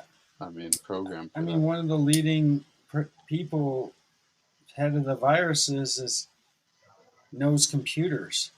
It's kind of strange that they're um, part of helping keep us healthy. Yeah, I mean, you can't even keep viruses off my computer. That's why I have an Apple. Agreed. So, Agreed. but yeah, that did Yeah. kind of make that draw to my attention. I haven't thought about it until right now, actually, but I was just thinking, like, that's kind of crazy that the World Health Organization is really the ones. Like, why don't we have a World Health, like, I don't know, global? Well, we have the CDC. Yeah, the CDC. Yeah. I guess I mean, that's but true, but I don't know. It's not run very well. I'm sure there's special interests involved in that as well. I have a feeling, at least. I mean, yeah, I don't I think there's agree. too many government institutions that don't have some kind of infiltration of special interests. yeah. Yeah. I'm really hoping all that's being exposed right now and kind of coming to the surface. And that's what I pray. Yeah. Yeah, it will at some point. Mhm. I think. Yeah. And also, Jack's probably right. Like when the election dies down, then it's going to be just a big fight over who wins. I mean, there will be a vaccine for this soon enough. I'm not by any means saying to go get a vaccine for this. I know I won't get one. I feel like I've been more like if I'm able to get the COVID-19, I would have already had gotten it. Just being exposed in China, like not wearing my mask on the plane, traveling around so much. I've been in all the places I've had it. You know, I got to LA when they got it. I was at the airport when the first guy got it in Guatemala, and just traveling on probably like 8 or 9 planes the past 3 months and Right. 5 different countries. So I think that I'm safe, but I do think that if it's something that you have other health conditions, the vaccine might not be like, I don't know. Well, like Andrew said, you could have been taking it with you everywhere you were going too. Yeah, I could have, but no one that I've come in You, contact with has got it. So and that's another yeah, thing and I on was your thinking. I was like, well, defense, maybe I could, and maybe everyone else that I've seen also can't get it. Who knows if everyone can get it? I've heard things yeah, about different blood types being able to get it. and you were traveling. You Right. were traveling before that even came out. So on your defense, you didn't really know. You didn't like go into it fire blazing for the most part. You were just trying to stay away from No, it. and I kept That's, waiting to get yeah, quarantined. I wasn't gonna quarantine myself. Like I'm not taking myself to FEMA camp, but if they would have, I wouldn't. If they would have taken me, I wouldn't have been surprised. In fact, I was kind of surprised that they didn't. On my government charter flight, I was like, okay, I'm definitely going to FEMA camp. And then when I got into China on that airplane, I saw literally FEMA. They were running up in buses, like, come on, hazmat suits. I'm like, all right, I'm going to FEMA camp. But I mean, I'm not gonna set the laws for them. But I did make sure that yeah, you know, I went straight to my dad's house, stayed there, and but in the U.S., no one was even talking about it. It wasn't a thing. When I was talking about it, people thought I was crazy. When I came back and I'm like, "There's this huge virus going on," and I mean, it was like people were right, starting to hear about it, but most people just thought I was nuts. Because when I was in China, they yeah. were saying, I mean, at that time, they were saying there were 40,000 people already dead. And the news wasn't talking about it, but that's what the people were saying. That's nuts. So it almost seems like China is trying to like warned everyone about it way early on in the process and is actually trying to protect the people there.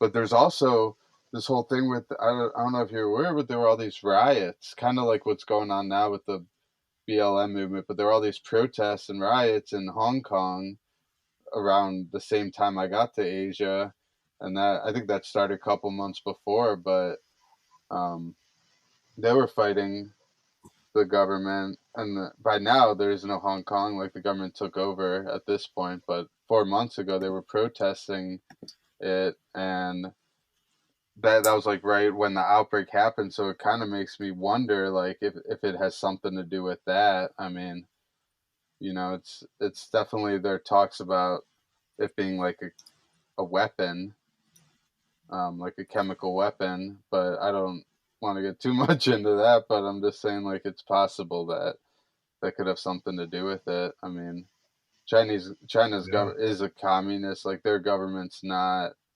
um, in any means just to the people. They're definitely protecting their own interests. Right.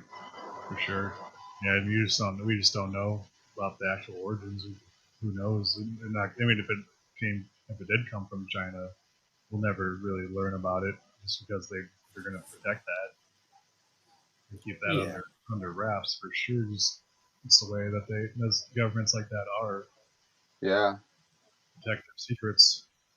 I mean, we protect our secrets too, and maybe to the same lengths we'll go to. I mean, who knows? right. And just because you say like, or some might say like it comes from China, it doesn't mean all Chinese people are bad. It's Right. like the bad people in China it's coming Right. from, Right. not just all of China. Just like here, when people have a bad name for us, um, it's not everyone that all the decisions represent or everything America does represents who exactly we are, because we're a culmination of all these other beliefs. It's not just one. So Yeah. it's like you We'll can get it never together judge it. soon. Never judge a book. Never judge it by its cover. Yeah. Yeah, except when you're buying a book. yeah. I don't think I'd go back to Then China though. No, No. I mean it was okay. I also have a Mhm. like really weird view of it, but it just Yeah. And everything was shut yeah, but down. just a lot of people. There's so many people everywhere. and it's really busy. It's fast paced, you know. I mean, I guess it's like any big city. There are parts of China that seem beautiful up in the mountains. Yeah. So it was busy, although it was shut down. I mean, what I first got on my flight to Thailand, I went to China also. And this was before anything happened, and it was like Mm-hmm. there were so many people everywhere. Like every restaurant was completely packed with people. It was coming Yeah. back from Thailand that everything was shut Okay. down. Okay. Let's see. So you got to see it in two different light types, so to speak. Yeah, I mean, I was in the same town, but yeah, I saw it in two kinds of lights. And hopefully next time, if I ever go, I don't know that I would though. But if I did, I'd go to the mountains. Oh yeah, for sure. Yeah. They definitely have some because there's a lot of cities there in China that are just packed, like over 1 million people.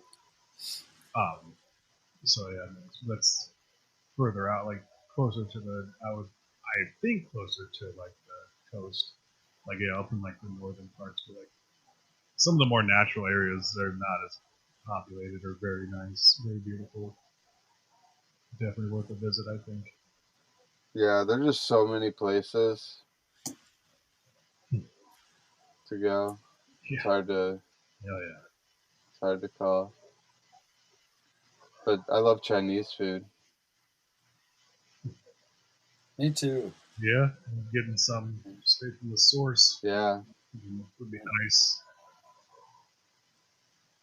Yeah, they do. They were like a big thing of like street food, like street vendors. They can just Are you awesome guys? food. Do they have sushi? Well, it's not like a Chinese thing, but I'm sure they have someplace. Well, I don't know. Actually, I couldn't say. I mean, I got sushi in Guatemala. Right. Are you guys into sushi? Sushi? Yeah. Yeah. Yeah, sushi's Yeah, it's good. pretty good when it's prepared right. Yeah, I get mine. I get mine from Kroger.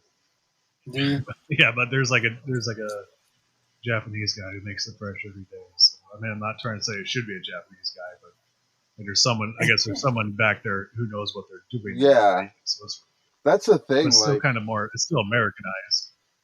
Yeah, it's better than me making it. I would. yeah. There's this Thai place in town that actually I'm about to go grab, but it's some of the best Thai food I've ever had. When I was in Thailand, I was actually a little disappointed because I'm so used to this food. But it's just this family that moved from Thailand, so it's they brought all their recipes with them, so it's like you could get good Thai food here. The Japanese place I go to in Guatemala to get sushi, it's this Japanese lady that moved here from Japan.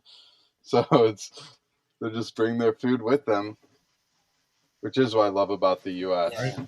If you go to Nepal, Yeah. there's no hamburger place.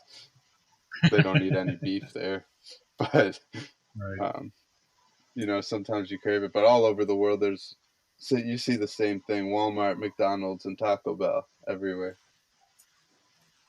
Yeah. Yeah. There's like this, in Iceland, they don't really have a bunch of livestock, and it's kind of like Hawaii. Like it's an island, so basically almost everything is imported. But they had the one restaurant we went to. It was like all like cheeseburgers, like hamburgers, so all different kinds. But there was like a KFC there, I think. So like one KFC and I think one McDonald's. So they even have it out there. Did you go? No, no, no. We never made it to those places. A lot of places we just had whatever food was at the hotels we were staying at. Then what we could buy from a lot of the tourist place, they had food, different kinds of food there.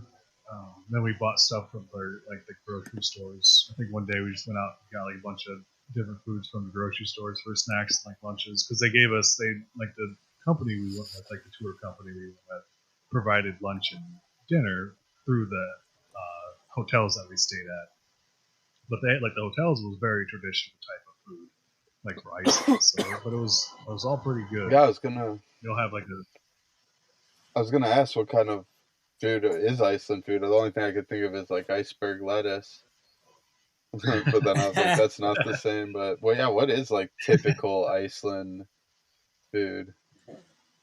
Um, let me think. There's I mean, lamb is kind of the big thing as far as meats go, because that's kind of what they have a lot of.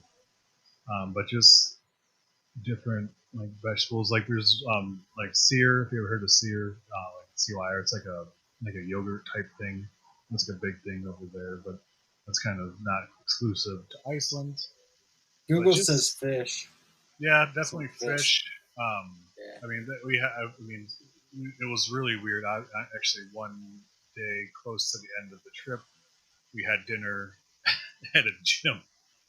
Um, like a place like like a gym where people go work out, but there's like this. I guess there's like they serve food there anyway. But we went there for dinner Nice. because like a tour guide knew the guy who was making there, so they made us dinner.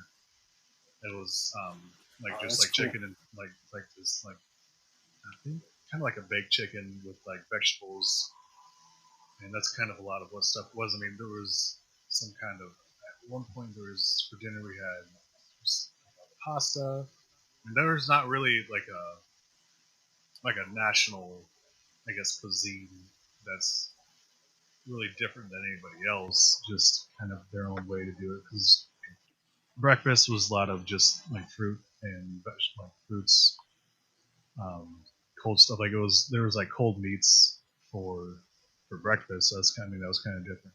Hmm. It was Yeah. I mean, it was not it was good. It was still good food. I mean, it wasn't like we didn't go to any like really fancy restaurants or like really good places that it was like, oh man, I gotta eat here all the time. But it wasn't bad. Like Iceland isn't really known for their food Yeah, in the first I've place. never heard of that. Yeah, there's not. There's. I mean, they're trying. Sure, they're trying to do some stuff up there, but it's not really known for that. There's like one national dish I think we had. It's like a lamb stew. Let me see if I can look it up. But I think we had it, and it was pretty good. I mean, they There's a list. There's a list on here, and hot dogs is Hot one of them, dogs. hot dogs. and coffee.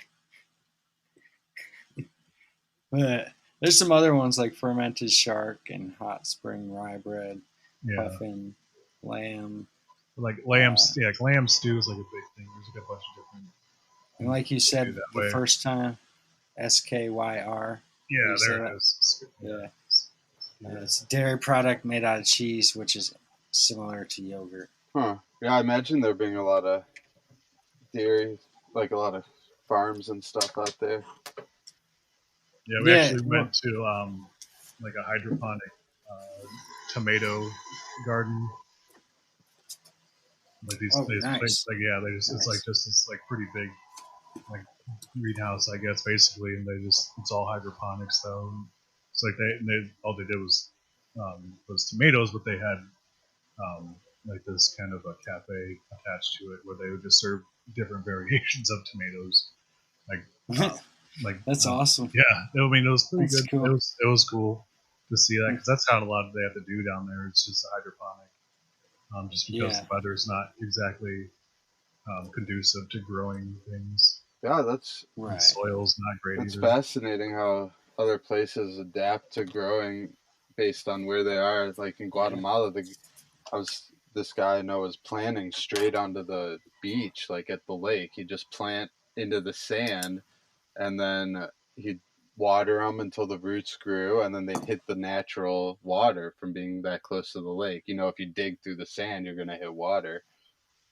I thought that was crazy. It was hydroponics. The roots just grew all the way down and sat in the water, but he just had to water it long enough for them to reach, and then they just grow themselves.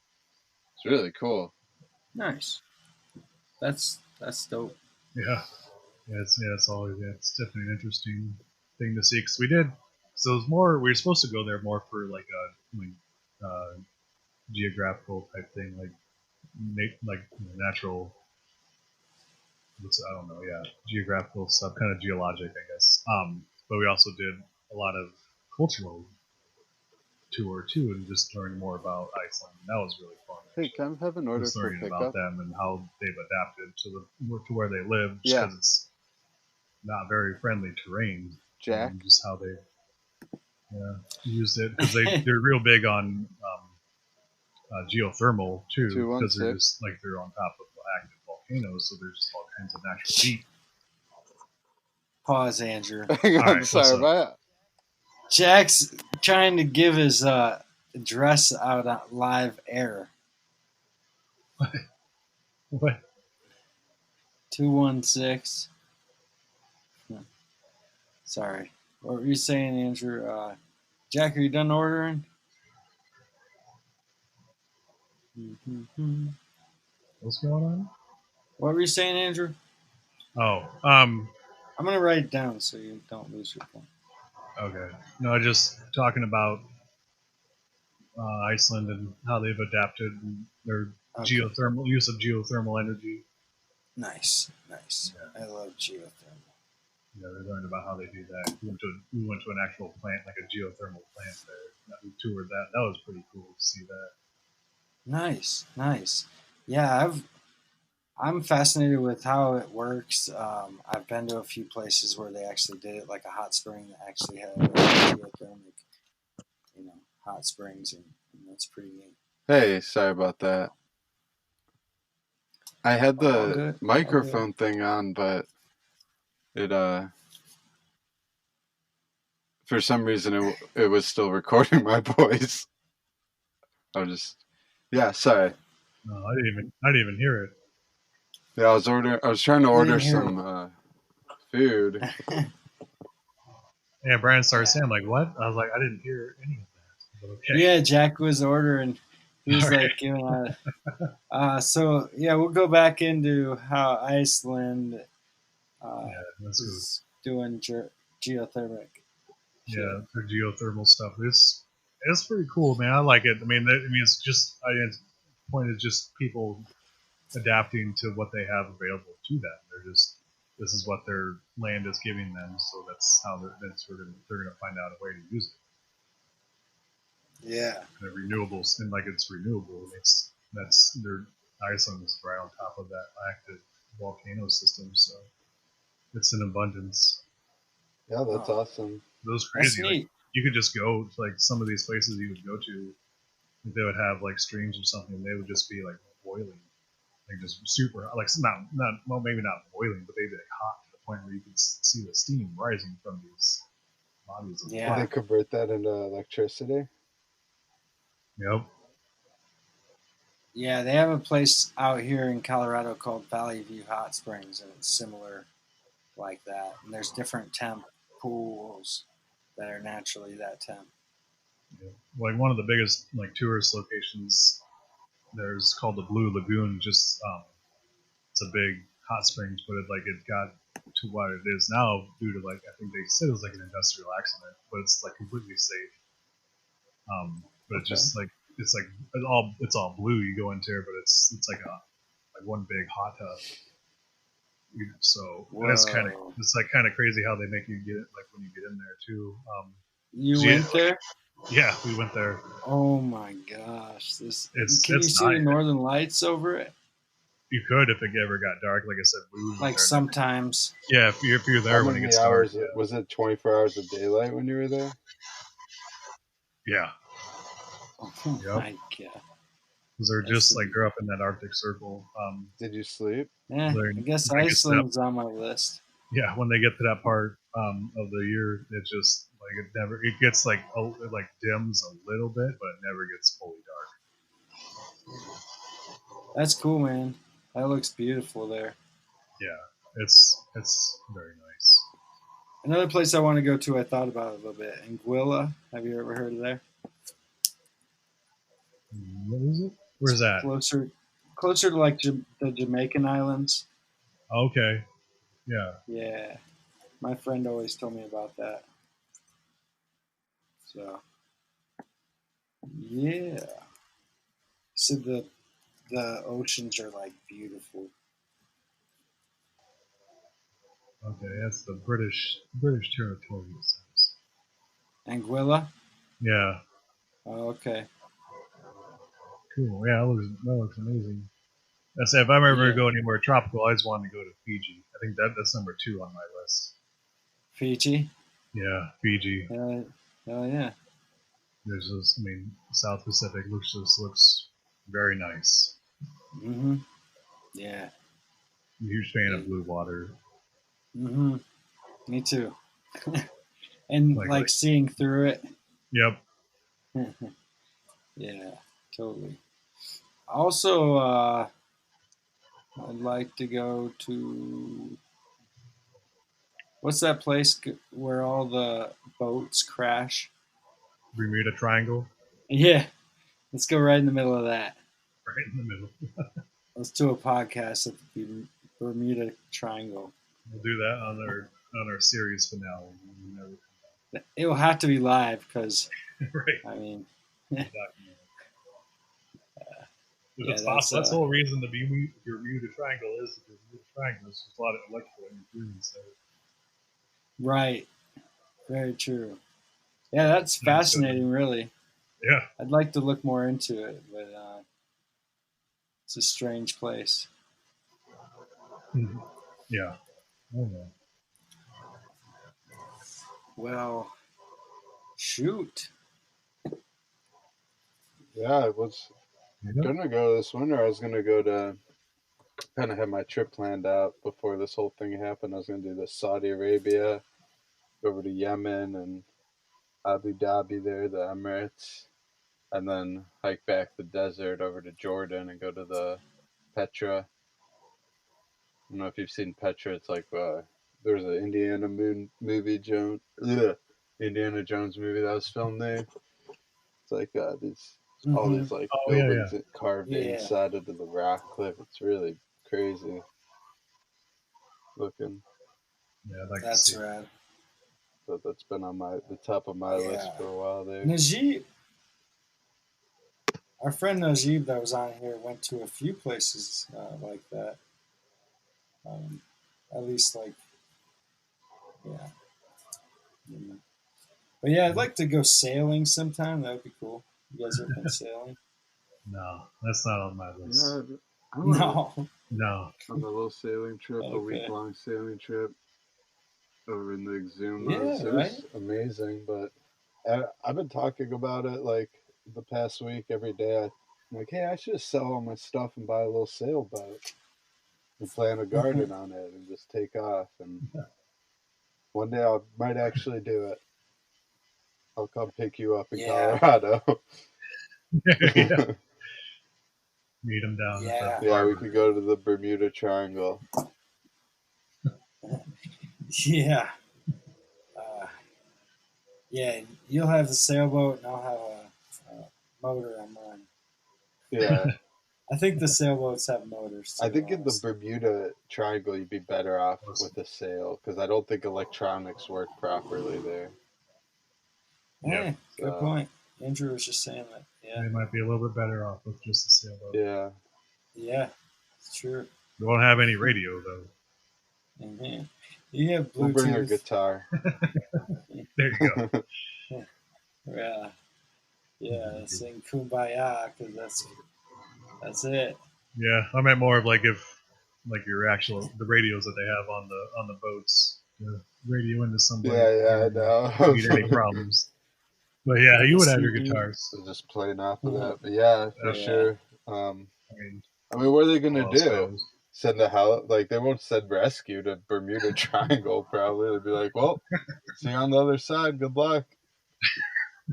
Shouldn't have gone there. You knew what you were getting into. Yeah, I think at this point, I had to call. Yeah, I had to call Cito before, like when our motor went out. Really? Cito?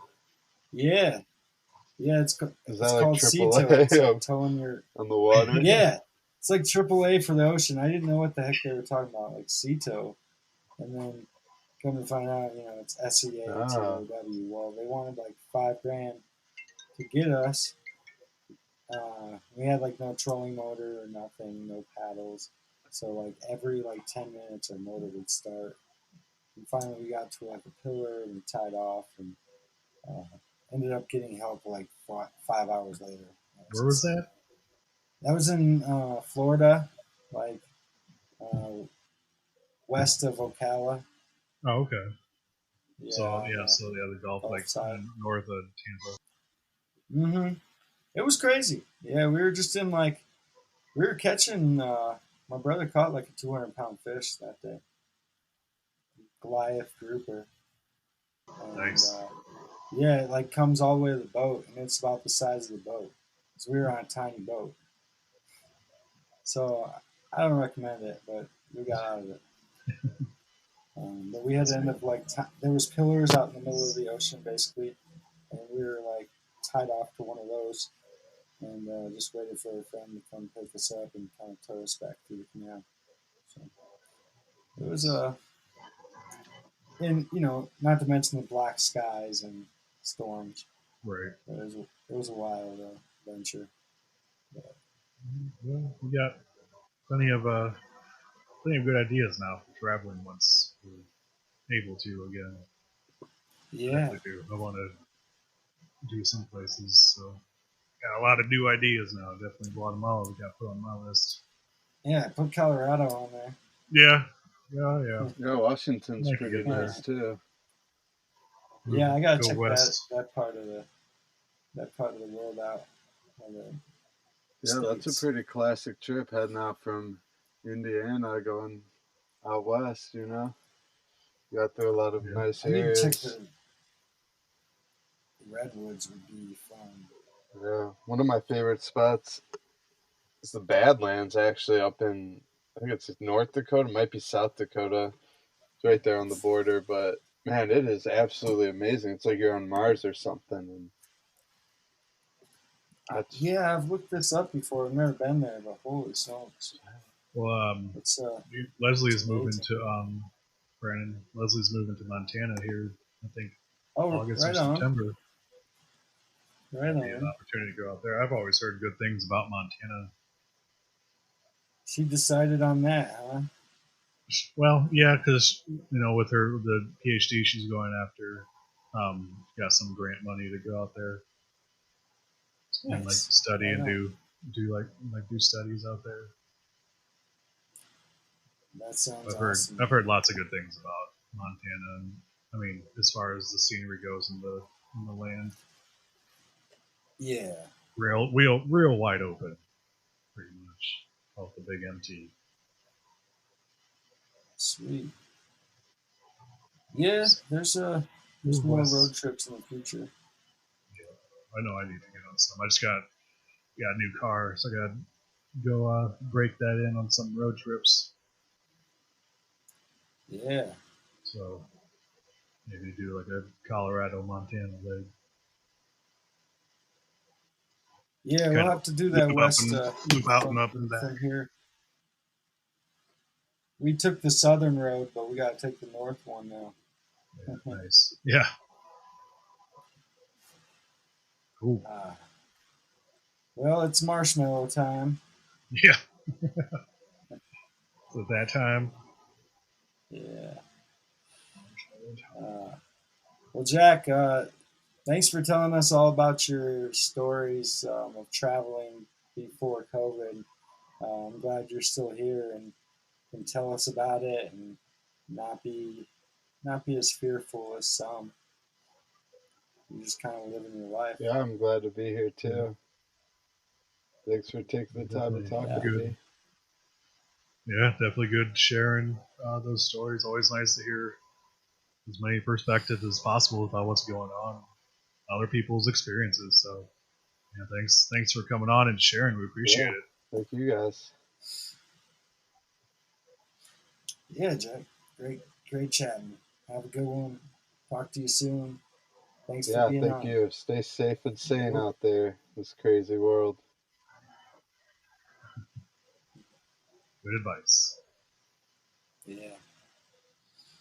And just as a reminder, you can find us on social media. We are on both Facebook and Twitter. Just search Diametric Convergence. You'll find us easily. There's not many, if any, named the way we are.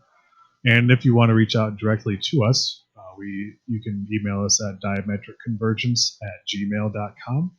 And be sure to give us a follow so you can keep up with the latest episodes. Next week, we'll have Dawn with the Psychedelic Podcast, and we'll be exploring the mind and having a great time doing so. Hope you all have a great week, and thanks for listening.